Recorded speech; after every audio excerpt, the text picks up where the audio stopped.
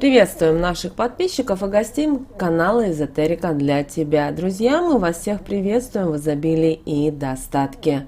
Сегодня в этом видео мы с вами уделим внимание 16 июля и поговорим, почему именно в этот день, 16 июля, возможно все, даже невозможно. Но это при условии, что вы не будете нарушать главный запрет этого праздника в этот день. И мы поговорим о том, что можно и что нельзя делать в этот день и как вы можете избежать неудач. Обязательно досмотрите это видео до конца. Много полезной, важной и нужной информации. А прямо сейчас подпишитесь на канал Эзотерика для тебя, ставьте лайк этому видео и обязательно поделитесь этим видео с теми, кому вы знаете, что эта информация будет полезна и важна. Итак, 16 июля все мы вместе с вами будем отмечать народный праздник Мокия и Марка. По-другому этот день называется в народе Стожары и Маков день. По народным поверьям этот день считался несчастливым. И название народного праздника связано с церковным календарем. Православные христиане 16 июля почитают память мучеников Мокия и Марка. В народе этот день прозвали Маковым из-за традиции собирать мак и созвучия с именами святых.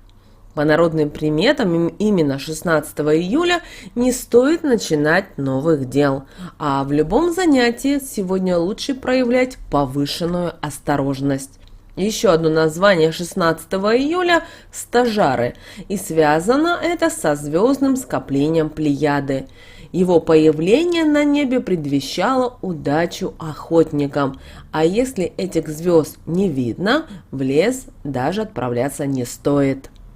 Как мы уже сказали, в этот день в народе считался несчастливым, и поэтому сегодня не начинали никаких новых дел и вообще проявляли во всем особую осторожность.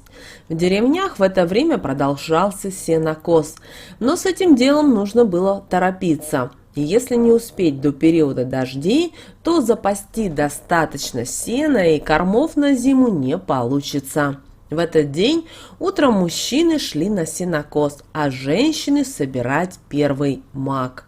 Детей с собой не брали, поскольку бытовало у крестьян поверье, что это растение может высосать кровь.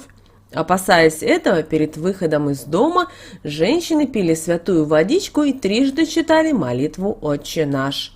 Собирали мак быстро и тихо, не привлекая к себе внимания. Наши предки верили, что мак обычно растет на полях битвы, и поэтому после возвращения с поля обязательно молились об упокоении душ погибших. Собранный в этот день мак применяли как в кулинарии, медицине, так и в магии. Поэтому, придя домой после сбора, женщины сыпали мак около входной двери и окон, чтобы нечисть не могла забраться в жилище, уснув по пути, ведь мак обладает еще и снотворными свойствами. Семена же дикого мака обычно носили с собой в качестве оберега от невзгод и несчастий, а также клали в обувь молодоженов, чтобы ведьмы не могли молодым навредить. Верили, что пока они не пересчитают все маковые зернышки, не смогут сделать никакой пакости. Вы знаете, зерна мака не только притягивали достаток, но и защищали от нечисти.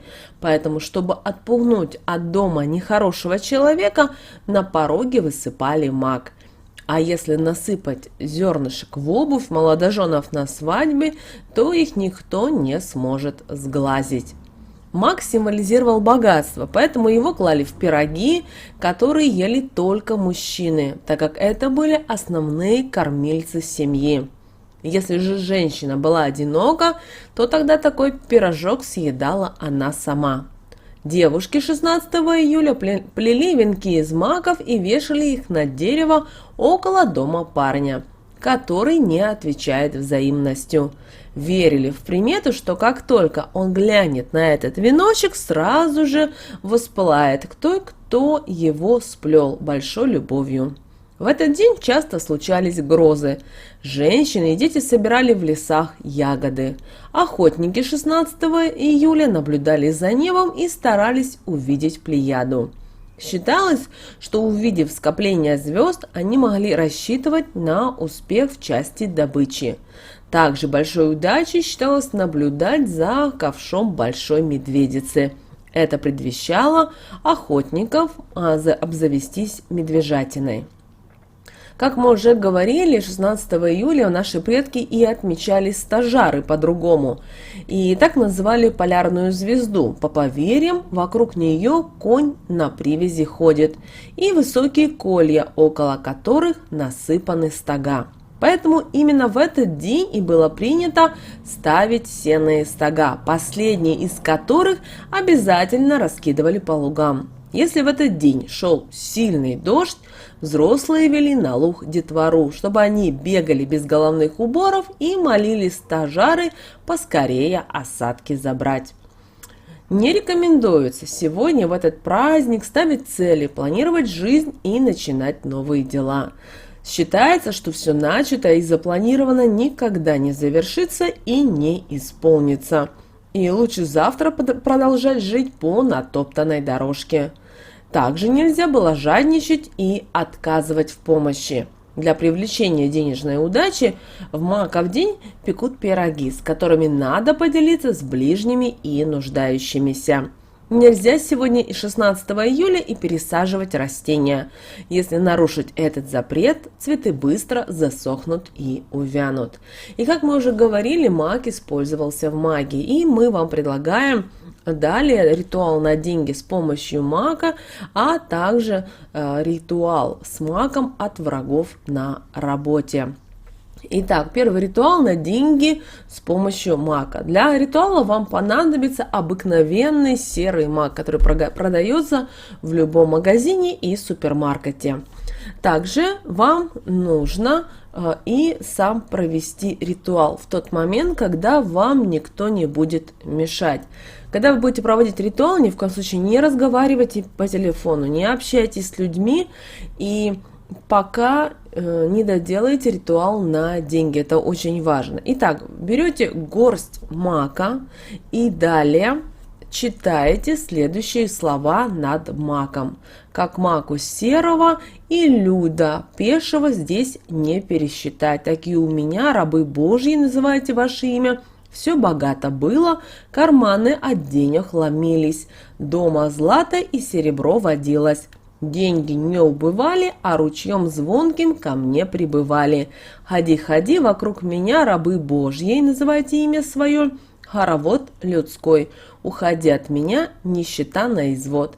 И как не бывать солнцу красному ночью, так и слов и дел моих никому не перебить.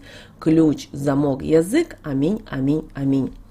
Далее, вот эту горсть мака, которую вы заговорили на деньги, необходимо бросить в людном месте. Это может быть любой супермаркет, может магазин, то есть там, где ходят люди. И затем, не оглядываясь, вернуться домой. И чтобы ритуал на деньги сработал, пока не придете домой, разговаривать ни в коем случае нельзя. Еще раз, дома мы заговариваем, с горстью мака мы идем в супермаркет, в магазин, где много людей ходят, бросаем и после этого уходим. Пока не пришли домой, ни с кем не разговариваем, даже не говорим слово «здравствуйте», это очень важно. И следующий ритуал от врагов на работе. Чтобы защитить себя от враждебно настроенных коллег, на семена мака вам нужно сказать определенные слова. Но вот именно этот ритуал вам нужно провести 16 июля в темное время суток, при этом освещая пространство вокруг себя лишь зажженной церковной свечой. Можно произнести самые простые слова. Например, попросить маг оградить вас от клеветы, от сплетен и от наговоров ваших сотрудников или коллег. Далее заговоренные семена взять с собой на работу и по одному положить на рабочие места тех коллег, которых вы считаете своими недоброжелателями. Желательно положить семена так, чтобы их не вымели при уборке. Ну, например, можете в подкладку стула, в ящик стола, там, в настольную вазу. И слова эти, кстати, которые вы произнесете на маг, работают и в отношении начальника. Важно купить обязательно зерна мака и свечи. И желательно, когда вы будете покупать и свечу, и мак, отдать за них такую сумму, которая не потребует именно получения сдачи. Это очень важно. И вы можете провести с маком именно ритуал 16 июля от врагов на работе, а уже когда вы пойдете в первый день, прийти пораньше или на протяжении этого дня незаметно по грамулечке или, по крайней мере, лучше всего по зернышке, чтобы никто не привлекать внимания, бросьте. И вы увидите, что никто не будет за вашей спиной никого никогда вас обсуждать и делать какие-то гадости и глупости в ваш адрес.